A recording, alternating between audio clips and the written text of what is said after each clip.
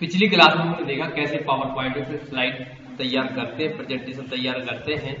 तो यहाँ से अब हम बात थोड़ी सी और आगे बढ़ा देते हैं। जिस चीजें क्लियर हो गई थी यहाँ तक, फिर यहाँ से बोल्ड इटैलिक अंडरलाइन ये बनेगा कि नहीं बनेगा। जब भी आपको इसका यूज या उपयोग करना है तो इसे क्या करेंगे, सिलेक्ट करेंगे। क्या करेंगे, सिलेक्ट करेंगे और कंट्रोल लेकर के यहाँ से भाषा, यहाँ से साइज, ठीक है, यहाँ से बोल्ड इटैलिक अंडरलाइन सेट। देखिए दिख रहा है थोड़ा सा साइड है, ठीक। यहाँ से बीच में से लाइन, यहाँ से वापस हटाना भी हो जाएगा, उसी से आ सकता, उसी से चला जा सकता है। ये वेरी टाइट ये भी बन जाएगा, पास पास दूर दूर, ठीक है। फिर इसके बाद यहाँ पर आया कलर। क्या करना है, कलर करना है। यहाँ से कैपिटल लेटर और स्मॉल लेटर ये बन जाएंगे, शायद कल भी बताया था ये तो, ठीक है। तो यहाँ से ये रिमूव कर सकते हो, जैसा था वैसा हम कर सकते हैं। ये भी बता दिया शायद, ये भी हो गया होगा, नहीं हुआ, कोई बात नहीं। तो देखिए यहाँ से शेप्स, विभिन्न प्रकार के आप शेप्स ला सकते हो। ला पाओगे तो कंट्रोल डी से अपन डुप्लीकेट जैसा भी चाहे वैसा कर सकते हैं।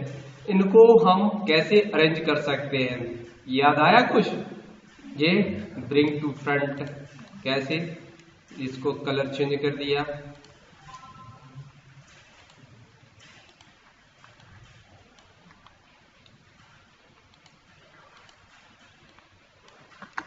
देखिए सेट बैकवर्ड पूरा कुछ देखिए,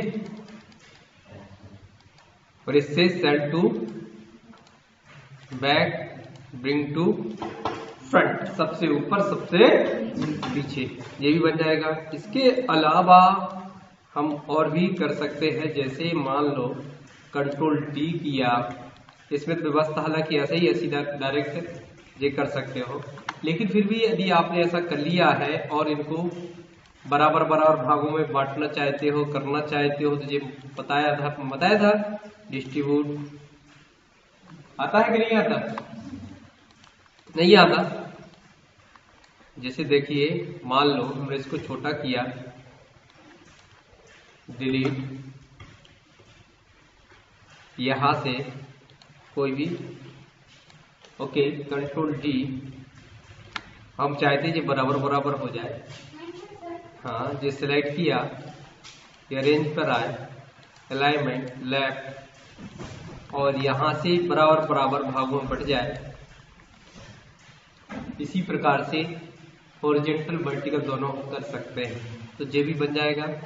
फिर आया क्विक फॉर्मेट, यहां से किस प्रकार के शेप में हमें बदलना है तो बदल सकते हैं। बदल पा रहे हैं, क्विक फॉर्मेट बन जाएगा कि नहीं बनेगा, ठीक है। तो ये था, यहां से भी बैकग्राउंड सीधा बदल सकते हो, देखिए यहां से लाइन कलर बदल सकते हो, बदल पाए। यहां से लाइन की मोटाई वगैरह भी कर सकते हो। तो ये सिंपल, यहां से रिमूव भी कर सकते हो, यहां से सेट भी आ सकता है तुम्हारा, प्रीसेट जिस प्रकार से चाहिए। देखो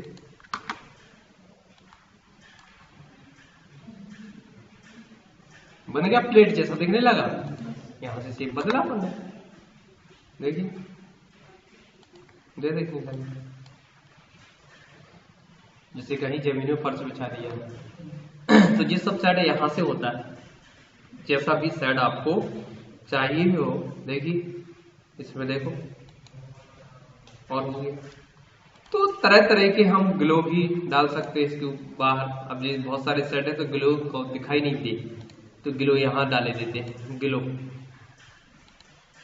दिख रहा, नहीं दिख रहा, देखो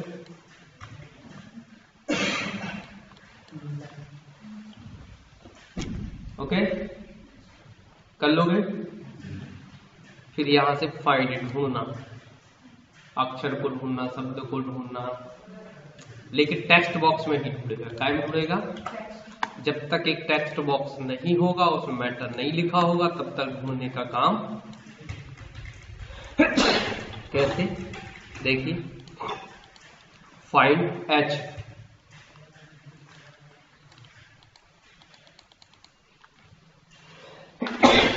आ रहा है ना।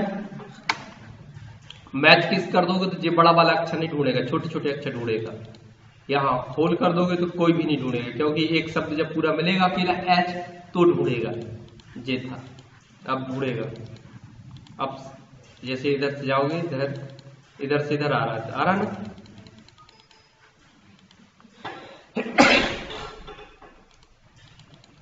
देखिए इधर से सीधा इधर आएगा, लेकिन इस पे से हटा दोगे तो ये कहां से इधर से सीधा इधर भी जाएगा। ठीक है, ये ढूंढने का तरीका है। रिप्लेस भी करा सकते हो। ये क्लियर, सिलेक्शन मालूम है, सिलेक्ट करने के लिए ऑलरेडी सिलेक्ट मोड में ही रहता है। ओके, तो यहां कहानी खत्म। इंसर्ट में बात करते हैं। इंसर्ट में फिर आ गया न्यू स्लाइड, वहां पर भी था और यहां पर भी आ गया। जब भी हमें कोई नई स्लाइड जोड़ना है तो जोड़ सकते हैं। ठीक है, इसको छोटा कर लो, यहां पर भी लिख सकते हो, यहां पर भी लिख सकते हो, और यहां पर भी पिक्चर्स वगैरह डाल सकते हैं। इस तरीके से हम काम ओके कर पाओगे, कोई दिक्कत। फिर इसके बाद आगे बढ़ते हैं इंसर्ट में। टेबल, यदि आपको टेबल चाहिए, ब्लैंक स्लाइड ले ली और यहां से आप कितने कॉलम कितने रो की टेबल आ रहा है कि नहीं आ रहा, इस पे लिख भी सकते हो और जैसा फॉर्मेट बदलना है यहां से बदल भी सकते हो। ओके, फिर इन पे भी क्लिक करके अलग अलग बैंडेड बना सकते हो। इधर से जैसे भी आप टेबल देखिए, आया कुछ समझ में कि नहीं आया? देखिए देखिए बदल पा रहा है। तो ये सब यहां से हुआ, कैसे हुआ? न्यू स्लाइड पे गए, ब्लैंक लिया, टेबल पे गए, कितने रो कॉलम ये बना दिया। ओके, यहां से आपने फॉर्मेट बदल दिया, तरह तरह के फॉर्मेट आते हैं, यहां से क्लिक करके भी यूज कर सकते हो। फिर इसके बाद आपको पिक्चर चाहिए तो पिक्चर्स पे गए, पिक्चर्स से सीधे डायरेक्ट पिक्चर्स को ला सकते हो। राइट, बन जाएगा। कैसे हुआ? इंसर्ट और यहां से ब्लैंक। फिर यहां से ऑनलाइन पिक्चर्स इंटरनेट के माध्यम से भी ला सकते हो। स्क्रीनशॉट, यदि आपको, उसमें भी देखा है पहले, माइक्रोसॉफ्ट वर्ड में भी देखा है, एक्सेल में भी देखा है, स्क्रीनशॉट ला सकते हो। किस चीज का स्क्रीनशॉट लेना है वो आप ले सकते हो। ओके, और ये इधर पहुंच गया होगा, स्क्रीनशॉट आ गया। देखिए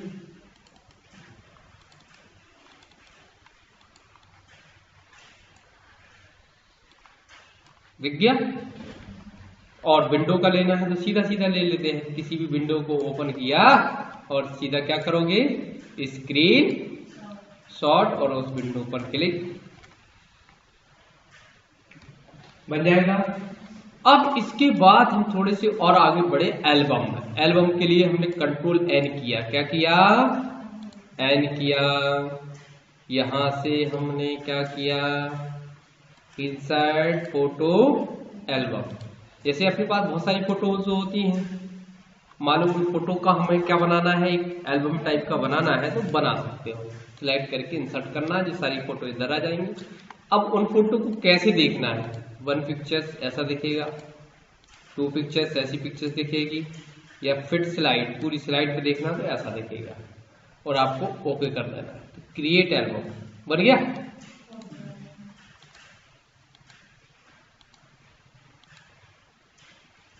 क्लिक करते जा रहा है, स्लाइडिंग बनती है। जितनी भी फोटो आपने सिलेक्ट की है वो एक के बाद एक इसमें बन गई। कैसे बनी? इंसर्ट फोटो, न्यू एल्बम, और यहां से फाइल डिस्क। अब उन फोटो का चयन करना है जिनका हमें एल्बम बनाना है, और यहां से आप इसे सिलेक्ट करके ओके कर दोगे। इस तरीके से आप 2 चाहते हैं तो 2 पिक्चर्स आ जाएगी। आप कैसी राउंड, सैंपल, जो भी सेंटर, जो भी करना है आप, जैसे राउंडेड, कॉर्नर, सैंपल, फ्रेम में ब्लैक, तो जो भी है शैडोज, तो जैसा चाहिए सॉफ्ट, तो जो भी कलर आपको अच्छे लगते हैं, जैसा भी आपको अच्छा लगता है क्रिएट कर दो। देखिए कौन राउंडेड दिख रहा है? हमें कुछ नहीं करना पड़ा, सब अपने आप उसने अरेंज कर लिया ना। ये कैसे हुआ? इंसर्ट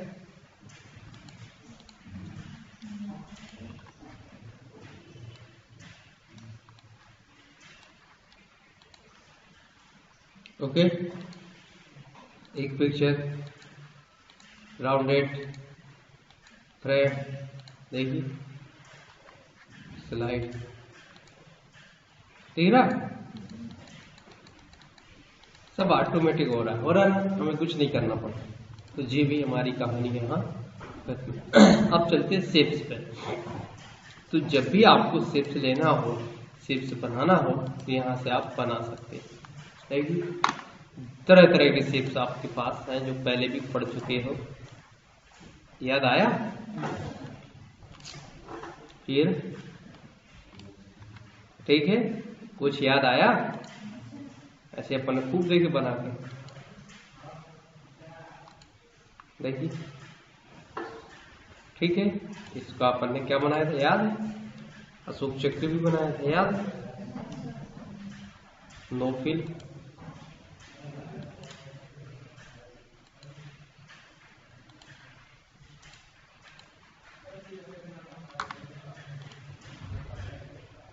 तो इस तरीके से हम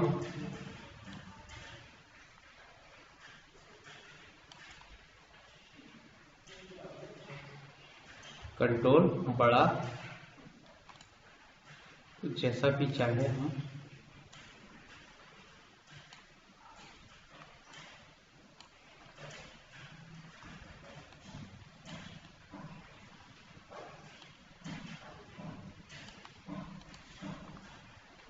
चौबीस की जगह अपन 32 कर दी, 24 भी कर सकते हैं। चेंज से दिया हो कहीं लिखा है कि नहीं लिखा? नहीं लिखा इसमें, ठीक है। इस तरीके से आप जैसा चाहो शेप बना सकते हो। कैसे किया? इंसर्ट पे आए, न्यू, स्लाइड, ओके, और यहाँ से स्मार्ट आर्ट का भी यूज कर सकते हो, ठीक है। यहाँ से इसमें हम लिख सकते हैं, कर पाओगे? पहले भी देख चुके हो सारी चीजें। फिर इंसर्ट, यहाँ पर आए, चार्ट, क्या लिखा? चार्ट और सिलेक्ट। तो जो एक्सेल में बनाया चार्ट, मुझे खुल गया, एक्सेल खुला, ये आप बना के आप क्लोज करोगे तो ये चार्ट यहाँ आ जाएगा। कहाँ चला गया चार्ट? अरे फाइल एक चेंज हो गई है ना, ठीक है, आ गया। तो ये चार्ट में भी कोई दिक्कत नहीं। फिर एप्स कुछ नहीं, लिंक्स। अब लिंक देखिए थोड़ा सा चेंज है इसमें लिंक। अब क्या है लिंक में? जैसे हमने एल्बम बनाया, क्या बनाया?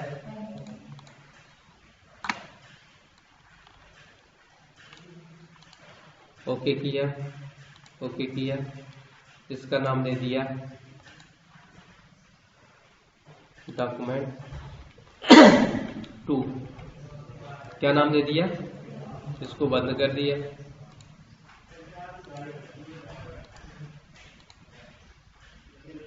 न्यू किया, ओके। यहाँ पर हमने कुछ भी लिखा और ये मान लो फोटो एल्बम में लिख दिया, इसमें क्या लिख दिया? और इस पे लिंक बनाना है, तो हाइपर लिंक, और कौन सी फाइल? 2 नाम की, ओके कर दो। इससे फायदा क्या होगा? अभी कुछ नहीं होगा, देखो अब लेकिन होगा। जब भी आप इस पे क्लिक करेंगे तो पहले फोटो एल्बम खुलेगा, वापस फिर जैसे फोटो एल्बम खत्म होगा तो वापस वहीं पर पहुंच जाओगे। तो ऐसी लिंक बनाना है तो इसका यूज किया जा सकता है। कर पाओगे? इस पे क्लिक कर दोगे तो फोटो एल्बम स्टार्ट हो जाएगा, और फिर ये एंड होगा तो वही। तो एक फाइल से कई फाइलों को जोड़ा जा सकता है, जैसे इससे जोड़ना है कोई दूसरी फाइल लिंक पे गए और कोई भी हमने दूसरी फाइल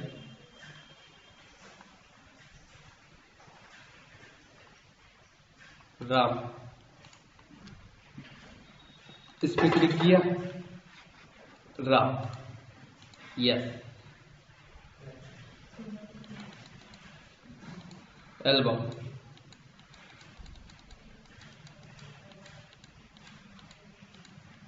आ गया। इस तरीके से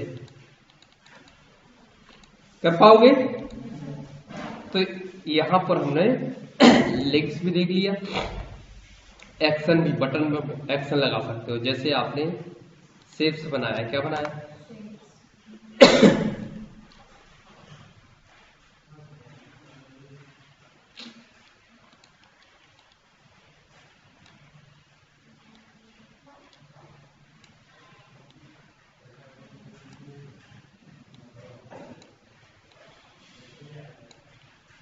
देखिए एक्शन लगा दिया इसमें, क्या लगा दिया, न्यू स्लाइड बना दी,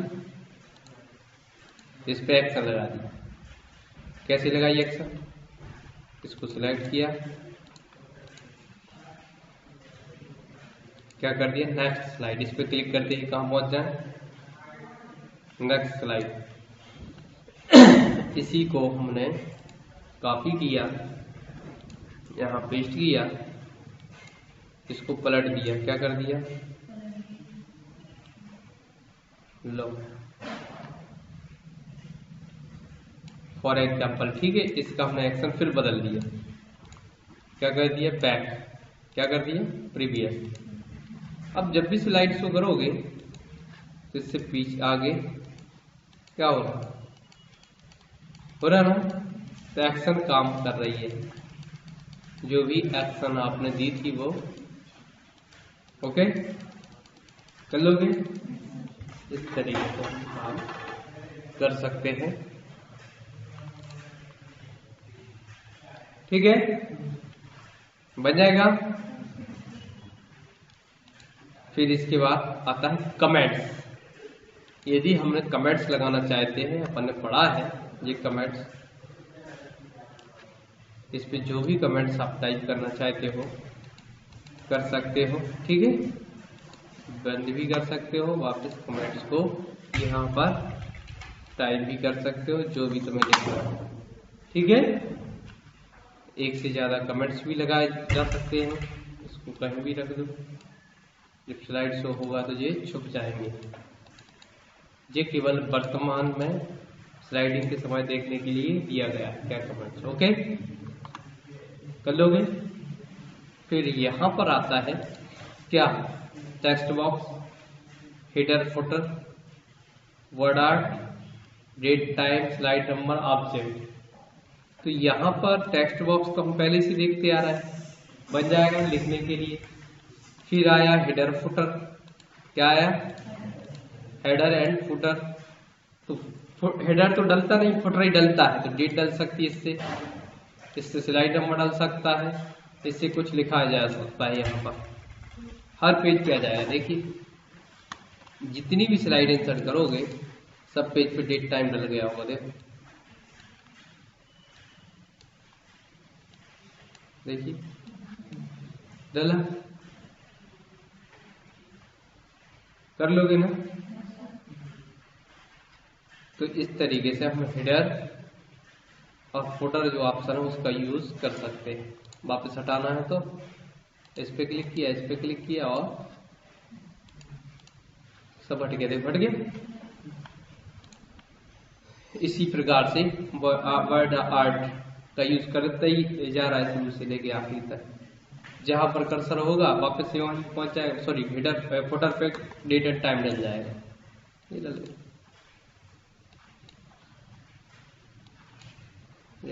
आ गया ना। ये कहां से हुआ, यहां से। इसी प्रकार से स्लाइड नंबर डल जाएगा, क्या डल जाएगा,